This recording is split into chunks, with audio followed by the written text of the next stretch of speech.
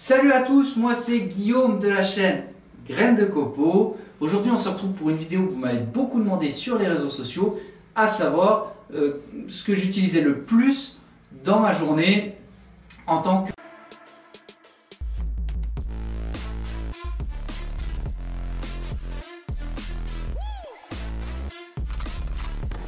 que professeur de menuiserie. Alors je vais vous répondre très simplement. Pour moi, j'ai sélectionné 6 objets que vraiment j'utilise souvent. Si vous n'avez pas encore vu, j'ai fait une vidéo sur les outils, donc sur les outils d'une caisse de menuiserie. Je vous renvoie le lien jusqu'ici.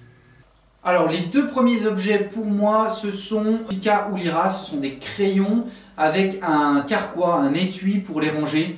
Et donc ce carquois, il est assez bien conçu puisqu'il permet quand même de bien bloquer le crayon et il permet de bien bloquer sur la poche avec une accroche assez forte, ce qui fait qu'il ne tombe pas.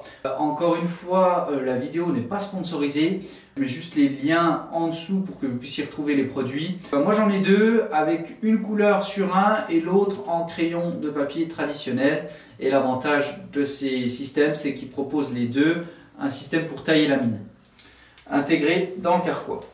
Donc ça c'était le premier objet. Le deuxième objet pour moi c'est ce crayon-ci.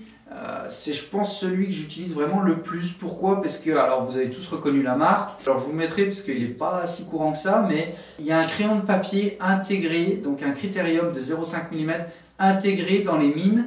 Donc vous avez bleu, rouge, noir et crayon de papier. En menuiserie, je le trouve super utile et pas seulement en tant que prof. Alors en tant que prof, il est encore plus utile parce que vous avez le rouge de la correction qui est possible. Mais en tout cas, en tant que menuisier, ça vous permet d'avoir 3 couleurs sur vous, plus votre crayon de papier 0,5, tout en ayant un seul stylo. Voilà, il ne coûte pas grand chose. C'est une utilisation un petit peu détournée, mais en tout cas, je le trouve super utile dans nos ateliers. Le troisième, pour moi, il est ici. C'est un feutre pointe moyenne de marque Staedtler et c'est un permanent, c'est-à-dire qu'il est capable d'écrire sur n'importe quoi. C'est très pratique pour laisser des traces. Inconvénient, vous vous en doutez, c'est que si vous écrivez avec ce crayon-là, vous n'allez pas pouvoir effacer comme ça, seulement avec du diluant. Voilà. Donc, il y a des avantages et des inconvénients, mais en tout cas, moi, je m'en sers souvent. Le quatrième, pour moi, il est ici. Alors, vous le voyez, c'est un réglet que j'ai couplé avec un porte-carte en fait. Donc le porte-carte, pareil, je vous mets le lien. Alors moi j'ai fait un petit nœud et bloqué le stop pour que j'ai à peu près 20 cm. Ce qui me permet que quand il est accroché, je peux le ranger dans ma poche. Et vous voyez, une fois que je le sors, je peux mesurer. Voilà. Par expérience, alors sauf si vous le mettez dans votre pantalon, nous avec les blouses ici au lycée c'est pas possible, c'est à dire que par expérience il n'arrêtait pas de tomber dans les caisses à bois, dans etc. Dès que je me penchais il tombait. Maintenant il tombe plus. Pourquoi? Parce que j'ai l'arrêt, vous voyez, au pire il pend comme ça une fois que j'ai fini d'utiliser, mais ça me permet quand même de venir mesurer au moins une pièce, voire mes pièces des élèves. Donc c'est vrai qu'elles sont pas toujours proches et vous voyez qu'il y a de la marge entre l'utilisation. Donc voilà, ça c'est le petit accessoire avec le réglet pour moi qui est super pratique. Alors le cinquième pour moi c'est mes mètres. Alors pour moi les mètres c'est super important. Alors c'est sûr, les puristes ils vont me dire ah oui mais attention, plus on multiplie le nombre de mètres, plus on multiplie le risque d'erreur, et je suis entièrement d'accord avec ça. C'est même pas le sujet.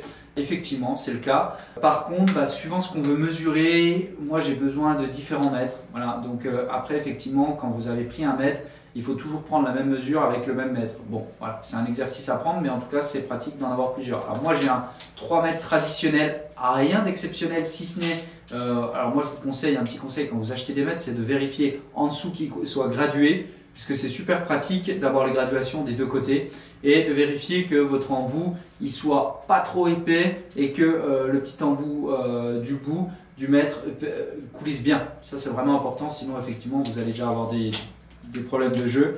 Ensuite le deuxième mètre c'est un mètre BMI à lecture directe. Ça c'est pareil, je trouve ça super pratique. Surtout pour contrôler les pièces des élèves. Ça me permet d'avoir une lecture directe. Alors, je ne vais pas vous faire un tutoriel du mètre en question, mais vous voyez qu'il y a un cadran digital et dès que vous mesurez, vous avez la cote directement, très précisément au millimètre près. Et le dernier, c'est un mètre BMI, toujours Mais alors celui-là, pour moi, il est vraiment indispensable. Pourquoi? Parce que ça me permet de contrôler les cotes d'arasement, par exemple pour des tenons, les cotes entre mortaises, etc. Vous supprimez totalement le jeu, vous savez, tout à l'heure, du mètre au bout. En fait, il faut le voir comme un espèce de grand réglet d'atelier qui est capable d'aller jusqu'à 2 mètres. Et pour moi, celui-là est vraiment indispensable et complémentaire d'un mètre traditionnel. Donc j'ai envie de dire, pour moi, le minimum à avoir sur vous, c'est 2 mètres. Un pour les lectures plus dites internes et l'autre un petit peu plus polyvalent. Voilà. Moi en menuiserie, j'ai rarement besoin de plus de 3 mètres. Nous ici déjà, on est très rarement sur chantier. Les seuls moments où j'aurais besoin d'un mètre qui fasse plus grand que 3 mètres, c'est au parc à bois, quand on a des plateaux qui font 4, 5, 6 mètres parfois.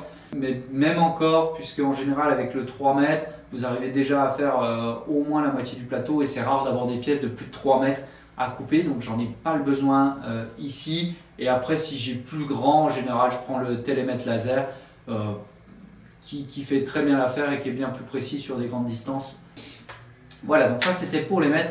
Et enfin, le dernier accessoire pour moi, c'est tout simplement mon cutter. Alors mon cutter, c'est un cutter de la marque Stanley, alors il a déjà bien vécu. Pourquoi je l'aime bien? Déjà parce qu'il est pliable, vous voyez qu'il prend très peu de place. Parce que même si vous le voyez quand je le déplie, la lame est quand même pliée, ça c'est une sécurité supplémentaire. Quand je le plie et que ma lame est en plus pliée, ça fait une double sécurité.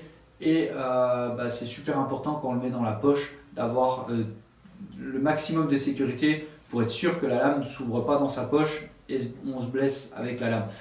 Alors celui-là, on peut faire la remarque qu'il est un petit peu lourd par rapport à des cutters en plastique, c'est sûr, mais en attendant il n'a pas bougé, ça fait au moins 5 ans que je l'ai tous les jours dans ma poche et j'ai jamais eu de problème avec.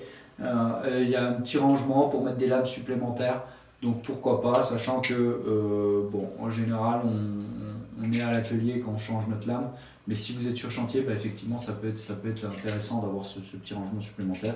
Voilà, tout ça c'était les 6 choses pour moi qui sont plus importantes dans l'atelier à toujours avoir sur soi. C'est vrai qu'une fois que pour moi j'ai tout ça, j'ai à peu près tout ce qu'il me faut pour travailler sereinement. Après, vous l'avez vu dans la vidéo sur les caisses à outils, j'ai beaucoup de choses que j'utilise, mais c'est plus ponctuel. Ça, c'est vraiment 6 choses que je porte quotidiennement sur moi dans ma blouse.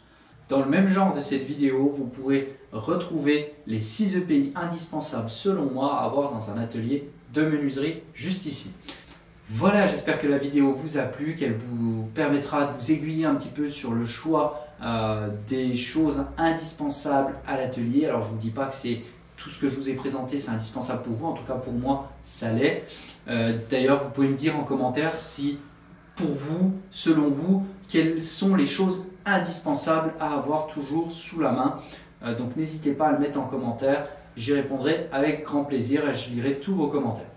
Sinon, on peut se retrouver également sur les réseaux sociaux, Facebook, Instagram. En tout cas, j'espère que la vidéo vous a plu et on se retrouve très vite pour de nouvelles vidéos sur la chaîne Graines de Copeaux. D'ici là, portez-vous bien.